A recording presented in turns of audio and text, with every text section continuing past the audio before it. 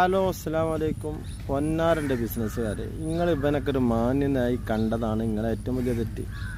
ഇവൻ പരിപാടിക്ക് ഓർഡർ ചെയ്യുന്നതിന് മുന്നേ തന്നെ 4 ലക്ഷം റുപ്യ നിങ്ങൾ കൊടുത്ത് കൊടുത്തുകൊണ്ട് നിങ്ങളൊരു തെണ്ടിയാണെന്ന് ഓനക്ക് തോന്നി. നമ്മൾ മാന്യത കാണിക്കേണ്ടത് മാന്യന്മാരോട് മാത്രമാണ്.